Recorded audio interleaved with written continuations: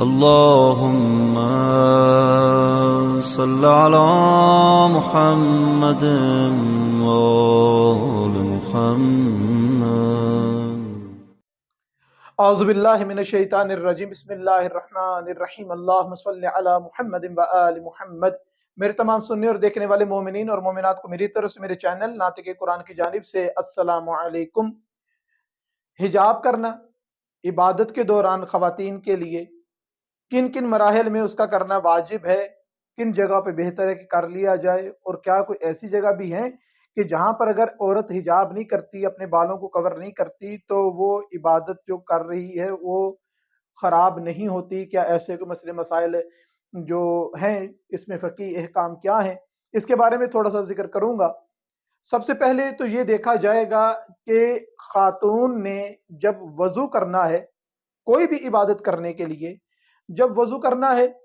تو اس کے لیے ضروری ہے کہ وہ اپنا جس طریقے سے اس نے چہرے کا دھونا، دونوں بازوؤں کا دھونا، اور سر کا مسح کرنا اور پیروں کا مسح کرنا، یہ چیزیں جو ہیں، سر کا مسح یعنی کہ بالوں کا نظر آنا، بازو یعنی کہ کلائیوں سے اوپر والا حصہ جس کا نامحرم کے سامنے چھپانا واجب ہے، وہ تمام اعضاء جو ہیں وہ اوپن ہو جاتے ہیں. سر اوپن ہوتا ہے تو مسح ہوتا ہے، بازو اوپن ہوں گے تو ان کا مسح ہوگا. غیر محرم کے سامنے اگر وضو کیا جائے گا تو وضو کرنا حرام ہے. تھوڑا سا میری مائیں، میری بہنیں، میری بیٹیاں میری بات کو توجہ سے اگر سنیں، حرام ہے مگر وضو باطل نہیں ہے. حرام ہے کا کیا مطلب ہے؟ کہ خاتون گنہگار ہے جو وضو کر رہی ہے،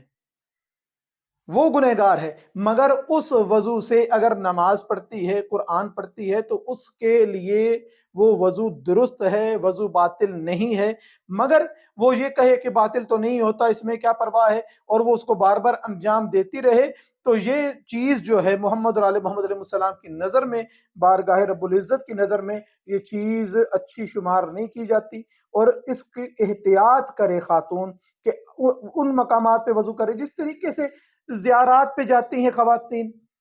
حج اور عمرے پہ جاتی ہیں خواتین، ایسے مراحل سامنے آ جاتے ہیں کہ جہاں پر مردوں کے سامنے کبھی وضو کرنا پڑتا ہے. تو اس چیز کا خیال رکھنا کہ میں ایسے طریقے سے وضو کروں کہ میرا حجاب خراب نہ ہو. اگر غلطی سے بال نظر آ جائیں مسح کرتے ہوئے تو آنے ہی آنے ہیں، ہم احتیاط جتنی مرضی کر، جب تک بال نظر نہیں آئیں گے، تب تک بال واضح نہیں ہوں گے، تب تک سر کا مسح کس طریقے سے کیا جا سکتا ہے؟ تو غیر محرم افراد جہاں پہ موجود ہوں وہاں پر وضو کرنا جو ہے یہ فقہی اعتبار سے یہ حرام ہے. مگر وضو ٹھیک ہے، اس وضو سے نماز پڑھیں گی، ٹھیک ہے، کوئی حرج نہیں.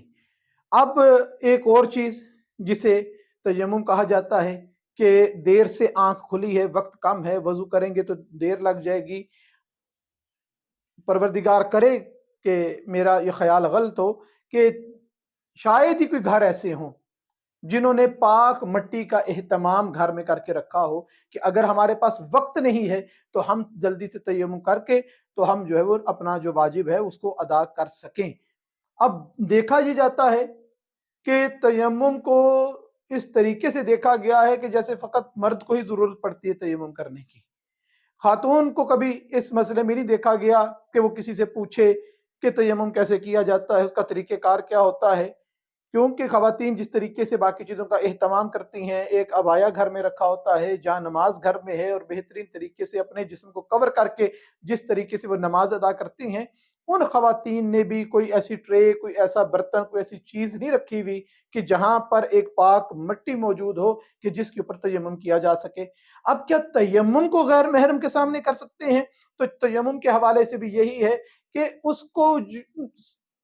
مسح کرنا ہے، چہرے کا بھی اور ہاتھوں کی پشت کا بھی. ہاتھ تو چلو وہ حصہ ہیں کہ جن کو اوپن کیا جا سکتا ہے، کھولا جا سکتا ہے، غیر محرم کس پہ نظر پڑے گی تو یہ گناہ نہیں ہوگا.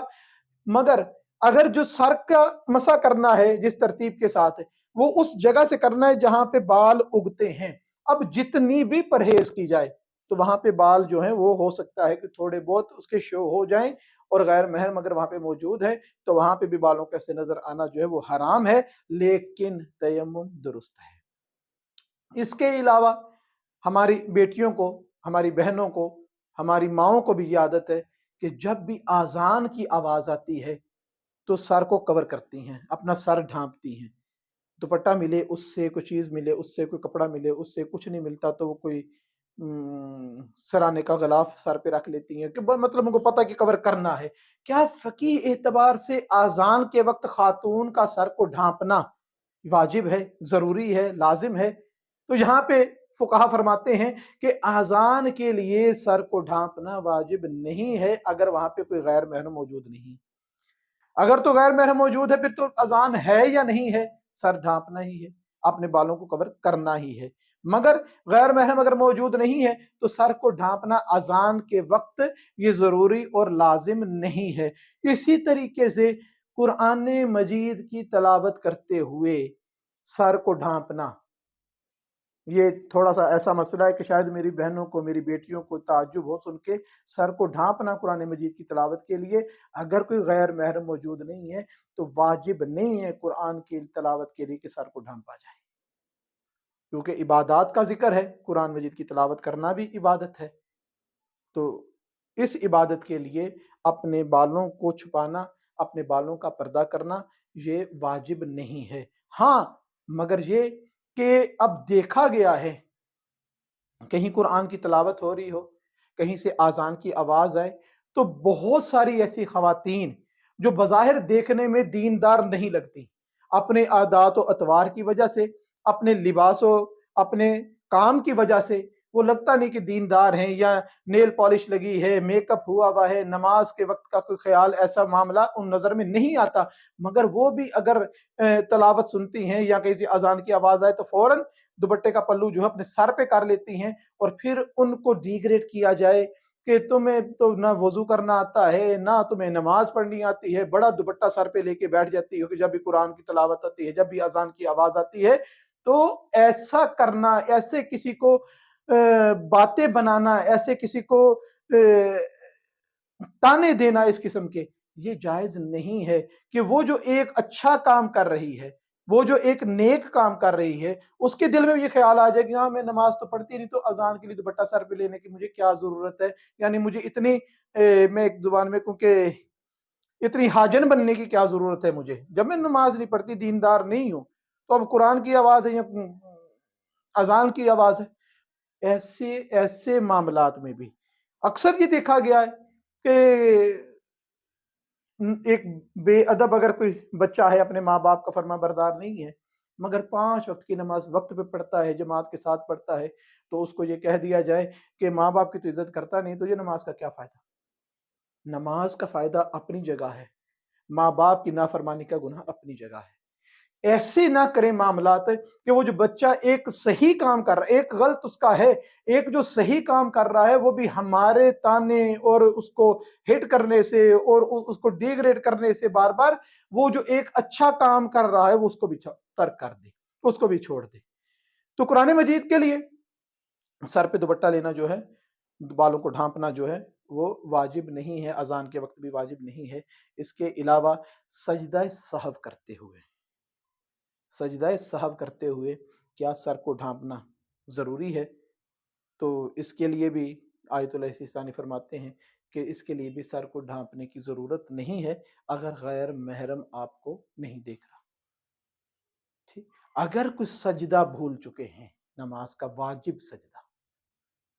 اگر 2 سجدے بھول گئے تو نماز ہی باطل ہے، کیونکہ 2 سجدے رکن مکمل کرتے رکن گیا تو نماز باطل ہوگی۔ ایک سجدہ بھولا ہے آپ نے، اور اگر رکوع سے پہلے یاد آیا تو آپ قیام سے فوراً سجدے میں چلے جائیں، اس کو ادا کریں اور پھر کھڑے ہو کے اپنی نماز کو مکمل کریں۔ اگر رکوع کے بعد یاد آئے اور یقین ہو جائے کہ میں نے پچھلا ایک سجدہ کیا تھا تو اس کی قضا فوراً نماز کے بعد کرنی ہے، ٹائم نہیں کہ ابھی نماز پڑھ لی ہے پھر شام کو جو ہے وہ سجدہ کر لیں گے جو قضا ہوا ہے، فوراً کرنی ہے۔ اس واجب سجدے کے لیے باوضو ہونا بھی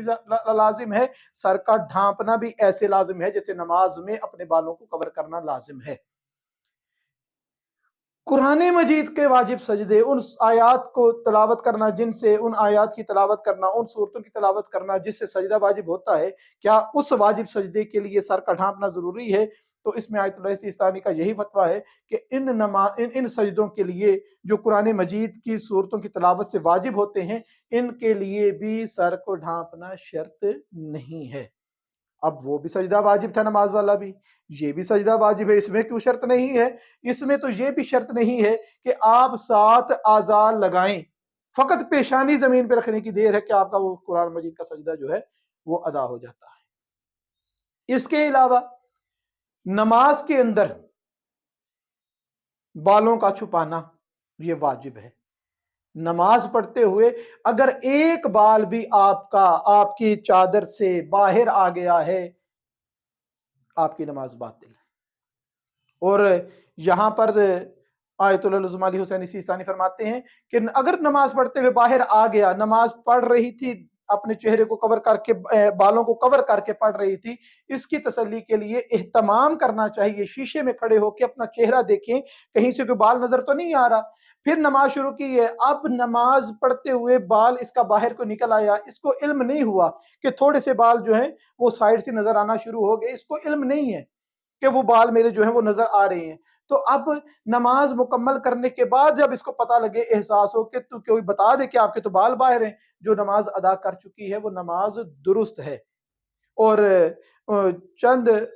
फुकाहा जो है वो तो यहाँ तक फरमाते हैं कि नमाज पढ़ने के दौरान अगर बाल आपके कहीं से जाहिर हो जाएं और आपको पता भी लग जाए और आप फौरन कवर कर लें, तब भी नमाज बातिल है। मगर आयतुल्लाह उज़्मा अली हुसैनी सिस्तानी फरमाते हैं कि अगर बालों को फौरन कवर कर लेती है या उन आज़ा को कि जिनके नजर आने से नमाज बातिल होती है, मसलन अल्लाहु अकबर कहने से कलाइयां वाज़ेह हो जाएं या सजदे में जाने से टखनों के ऊपर का हिस्सा जो है अगर किसी खातून का वो जाहिर होना शुरू हो जाए, तो उस मकाम पर फौरी तौर पे अपना लिबास और अपने बालों को दुरुस्त करने से नमाज बातिल नहीं होती। हज के दिनों में वाजिब हज का तवाफ करते हुए बालों का जो है अगर वो जाहिर हो जाए, जहां पे बहुत ज्यादा रश होता है, बहुत ज्यादा भीड़ होती है, तो क्या किया जाए कि वो भी आयतुल्लाह सिस्तानी यही फरमाते हैं कि फौरी तौर पे जैसे भी वो अपना क्या कहते हैं कर सकती है तो कर ले। अब जानबूझ के अपने बालों को जाहिर करके तवाफ करे और अपने बाल निकल आए हैं तो उसकी परवाह ना करे, तो ये गुनहगार है। मगर इसका जो तवाफ है वो दुरुस्त रहेगा, वो उम्रे का है, वो हज का है, वो मुस्तहब है या वाजिब है, वो हज उसका दुरुस्त रहेगा। खास तौर पे ये सुना गया है और देखा भी गया है, हजरे अस्वद को बोसा देने के लिए जो वहां पर मजमा होता है, जो रश और धक्कम पेल होती है, खवातीन को वहां जाने की जरूरत ही नहीं है, क्योंकि वह तो मर्दों के लिए भी बड़ा मुश्किल हो जाता है कि कई लोगों को अजियत देकर, जब हम किसी को कुचल कर, किसी को मसल कर, किसी को रगड़ने देकर वो हजरे अस्वद को जाके बोसा देंगे, तो ना जाने कितने मोमिनीन का दिल दुखाकर, कितने मोमिनीन को चोट पहुंचा के वहां पे जो हम पहुंचे हैं, तो पता नहीं हमारे उस बोसे में कितनी तासीर जो बाकी रह जाएगी। जब जनाबे सरवरे कायनात के बारे में मिलता है कि अपने असा के इशारे से दूर से सलाम कर लिया करते थे, हजरे अस्वद को हाथ के इशारे से सलाम कर लिया करते थे, चूम लिया करते थे, हाथ के इशारे से चूम लिया करते थे। तो ये अमल जब दूर से किया जा सकता है, तो फिर इस तरीके से वहां पर जाना कि जहां पर ये मामलात हो, कि जहां पर हिजाब के खराब होने का डर हो, तो वहां पर जाने की जरूरत नहीं है। सफा और मरवा के दरमियान जब सही कर रहे हैं, उस वक्त क्या कहते हैं अपना वो हिजाब का क्या हुक्म है, बालों का क्या हुक्म है, तो इसका ख्याल रखना चाहिए, इसकी एहतियात करनी चाहिए। मगर अगर बाल नजर आ जाते हैं, हिजाब बालों का खत्म हो जाता है, तो इससे सफा और मरवा को फर्क, इबादत वाले उस रुकन को फर्क नहीं पड़ता। यहाँ पर अपनी बहनों के लिए, अपनी बेटियों के लिए ये भी बताऊं कि सफा मरवा में सही करते हुए अगर किसी खातून को अपनी महाना जो जिस तरीके से खवातीन की जो तबीयत खराब होती है, अगर सफा मरवा में सही करते हुए अगर वैसी तबीयत भी हो जाए, तब भी उनके लिए कोई हर्ज नहीं है और कोई फर्क वाली बात नहीं है। वो उस तबीयत के साथ भी सफा और मरवा की सही जो है वो कर सकती हैं। नमाज के लिए जरूरी है کہ اپنے بالوں کو ڈھانپا جائے۔ غیر محرم جہاں پہ بیٹھے ہیں اپنے بالوں کو وہاں پہ ڈھانپنا ضروری ہے۔ بال نظر آئیں گے نماز باطل ہوگی، وضو کرتے ہوئے بال نظر آئیں گے تو وہاں آپ کی جو وضو ہے وہ تو درست ہے مگر ہم حرام میں مبتلا ہو رہے ہیں۔ پروردگار سے دعا ہے کہ پروردگار ہم کو صحیح معنوں میں سیرت محمد اور آل محمد علیہ السلام کو پڑھنے، سمجھنے اور اس پر عمل کرنے کی توفیق عطا فرمائے۔ وما علینا الا البلاغ المبین۔